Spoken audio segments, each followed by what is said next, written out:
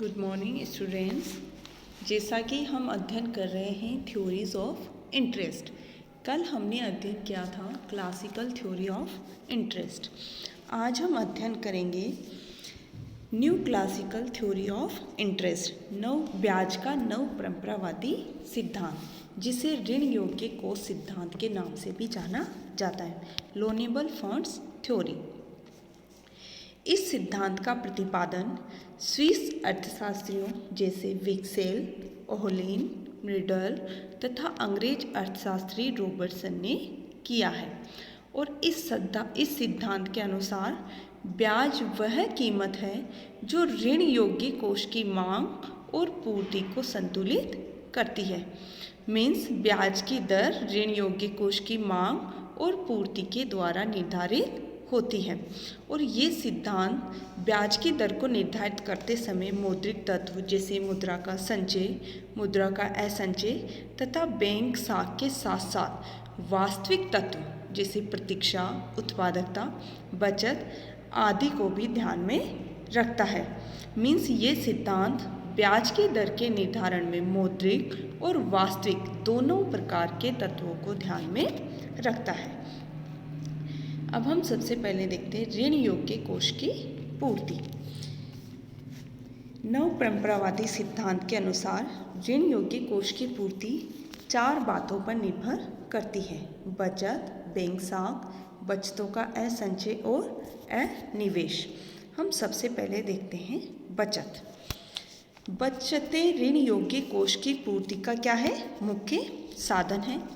बचतें व्यक्तिगत क्षेत्र, व्यावसायिक क्षेत्र तथा सरकारी क्षेत्र तीनों के द्वारा की जाती है।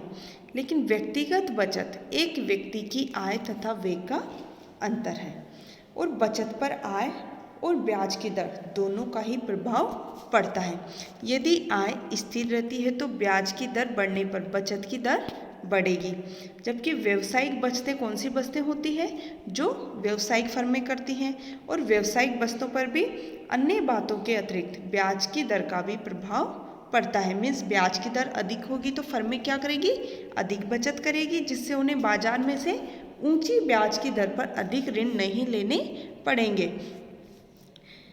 और बचत पूर्ति रेखा नीचे से ऊपर की ओर उठती हुई होती है। बैंक साख ऋण योग्य कोष की पूर्ति का दूसरा साधन क्या है? बैंक के द्वारा निर्मित साख है। ब्याज की एक न्यूनतम दर के बाद बैंक साख ब्याज सापेक्ष होती है। मीन्स ब्याज की ऊंची दर पर बैंक अधिक रुपया उधार देते हैं और इसके विपरीत ब्याज की कम दर पर बैंक कम रुपया उधार देते हैं। बचतों का असंचय ऋण योग्य पूर्ति का तीसरा साधन क्या है? बचतों का असंचय। मीन्स लोग मुद्रा का जो संचय करते हैं उसे क्या दे देते हैं? उधार दे देते हैं। जब ब्याज की दर अधिक होती है तो लोग संचय की गई मुद्रा को ऋण के रूप में देकर उसका क्या कर देते हैं? असंचय कर देते हैं। अनिवेश चौथा साधन है ऋण योग्य कोष का अनिवेश, डिसइन्वेस्टमेंट। इसका क्या आशय है? कि मशीनों के घिसने पर उनका प्रतिस्थापन नहीं किया जाए। इस प्रकार एक फर्म के द्वारा जो रकम प्रतिवर्ष घिसावट कोष में डालने के लिए सुरक्षित रखी जाती है उसे क्या किया जाता है? उसे ब्याज के रूप में दे दिया जाए। तो ब्याज की दर के बढ़ने पर क्या होगा? अनिवेश बढ़ता है और ब्याज की दर के कम होने पर अनिवेश कम होता है। तो ये थे ऋण योग्य कोष की पूर्ति के 4 तत्व। ऋण योग्य कोष की मांग। ऋण योग्य कोष की मांग मुख्य रूप से 3 क्षेत्रों के द्वारा की जाती है: निवेश मांग, उपभोग और संचय। निवेश मांग ऋण योग्य कोष की मांग का मुख्य साधन फर्मों द्वारा निवेश के लिए की जाने वाली मुद्रा की मांग है। ब्याज की दर कम होने पर निवेश के लिए ऋण योग्य कोषों की मांग क्या होगी? अधिक होगी। जबकि ब्याज की दर कम होने पर निवेश के लिए ऋण योग्य कोषों की मांग कम हो जाएगी। उपभोग जब लोग अपनी आय से अधिक उपभोग पर खर्च करते हैं तो उन्हें क्या लेना पड़ता है? ऋण लेना पड़ता है। तो उपभोग के लिए ऋण योग्य कोषों की मांग निजी व्यक्तियों या फिर परिवारों के द्वारा की जाती है। और जब ब्याज की दर कम होती है तो अधिक उपभोग ऋण लिए जाते हैं, जबकि ब्याज की अधिक दर पर उपभोग ऋण क्या होते हैं, कम लिए जाते हैं। संचय, ऋण योग्य कोषों की मांग उन व्यक्तियों के द्वारा भी की जाती है जो मुद्रा का नगद रूप से संचय करना चाहते हैं। और जब ब्याज की दर कम होगी तो संचय के लिए मुद्रा की मांग क्या होगी, अधिक होगी। और ब्याज की दर अधिक होने पर मुद्रा की मांग संचय के लिए कम हो जाएगी। तो ये थे ऋण योग्य कोष की मांग के 3 मुख्य क्षेत्र। अब हम न्यू क्लासिकल थ्योरी के अनुसार ब्याज का निर्धारण किस प्रकार से होता है। जैसा कि मैंने अभी पहले बताया है कि न्यू क्लासिकल थ्योरी के अनुसार ब्याज का निर्धारण उस बिंदु पर होता है जहाँ पर ऋण योग्य कोष की मांग और ऋण योग्य कोष की पूर्ति एक दूसरे के बराबर होते हैं। इसे हम एक रेखा चित्र के माध्यम से समझेंगे। जैसे इस चित्र में OX अक्ष पर ऋण योग्य कोष और OY अक्ष पर ब्याज की दर को लिया गया है। इसमें हम सबसे पहले देखते हैं चित्र B को, चित्र A और B। तो हम सबसे पहले बात करते हैं चित्र B पर। उसमें जो SS वक्र है वो क्या है, कुल पूर्ति वक्र है, जो 4 पूर्ति वक्रों को जोड़ से मिलकर बना है। और वो 4 पूर्ति वक्र कौन से हैं, DH, DI, S और BM। इन सब के जोड़ को मिलाकर क्या बना है, SS कुल पूर्ति वक्र बना है। और ये वक्र किधर की ओर जा रहा है, बाएं से दाएं ऊपर की ओर जा रहा है। मीन्स ऊंची ब्याज दर पर क्या होगा, ऋण योग्य कोष की पूर्ति अधिक होगी और नीची ब्याज दर पर ऋण योग्य कोष की पूर्ति कम होगी। और जो DD वक्र है वो क्या है, कुल मांग वक्र है, जो 3 मांग वक्रों H, C और I के जोड़ से मिलकर बना है। और ये वह वक्र ऊपर बाएं से नीचे दाएं की ओर गिरता हुआ है। मीन्स ब्याज की दर अधिक होने पर ऋण योग्य कोष की मांग क्या होगी, कम होगी। और कम ब्याज की दर पर ऋण योग्य कोष की मांग अधिक होगी।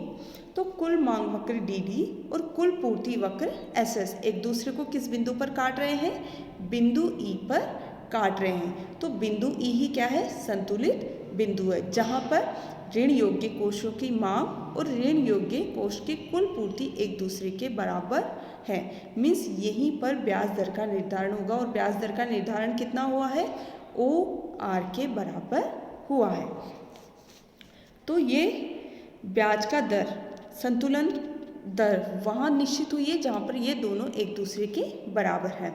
और रेखा चित्र B में बाजार दर कितनी है, OR है, जबकि चित्र A में ON ब्याज की दर है, जहाँ पर बचत और निवेश क्या है, बराबर है। इसीलिए ON क्या है, स्वाभाविक ब्याज की दर भी है। तो इस प्रकार से न्यू क्लासिकल थ्योरी में ब्याज की दर का निर्धारण किया जाता है। अब इसकी भी कुछ आलोचनाएं हैं, कुछ कमियां हैं। जैसे संचय की गलत धारणा। केंज ऐसा मानते हैं कि इस सिद्धांत की ये मान्यता गलत है। संचय की कुल मात्रा को घटाया बढ़ाया जा सकता है। इसका कारण यह है कि अर्थव्यवस्था में मुद्रा की मात्रा क्या रहती है, स्थिर रहती है। इसीलिए जब एक व्यक्ति अधिक मुद्रा संचय करता है तो दूसरे को क्या करना पड़ता है, कम करना पड़ता है। तो इस कारण संचय की कुल मात्रा भी स्थिर रहेगी। अनिर्धारणीय, ये सिद्धांत अनिर्धारणीय है क्योंकि इस सिद्धांत के अनुसार ब्याज की दर ऋण योग्य कोषों के द्वारा निर्धारित होती है। और ऋण योग्य कोष किस पर निर्भर करते हैं, आय पर निर्भर करते हैं। और आय निवेश के स्तर पर निर्भर करती है, निवेश का स्तर ब्याज की दर पर निर्भर करता है। तो इसीलिए जब तक आय का पता नहीं होगा ब्याज की दर का अनुमान नहीं लगा सकते। और बिना ब्याज की दर का पता लगाए हम आय का अनुमान नहीं लगा सकते। तो इसीलिए हैंसन के अनुसार हम एक ऐसे चक्कर में फंस जाते हैं जिसके फलस्वरूप ब्याज का निर्धारण संभव नहीं होता है। विभिन्न तत्वों का मिश्रण। इस सिद्धांत में वास्तविक और मौद्रिक दोनों तत्वों को एक साथ मिलाकर ब्याज के निर्धारण का अध्ययन किया गया है, जबकि ये दोनों तत्व एक दूसरे से क्या है, बिल्कुल अलग अलग है। इसीलिए ब्याज के निर्धारण से इनके प्रभावों का अलग अलग अध्ययन किया जाना चाहिए तथा आय के द्वारा इन्हें मिलाने का प्रयत्न नहीं किया जाना चाहिए। पूर्ण रोजगार की अवास्तविक धारणा। लॉर्ड केंच के अनुसार ऋण योग्य कोष सिद्धांत भी किस पर आधारित है? पूर्ण रोजगार की अवास्तविक मान्यता पर आधारित है।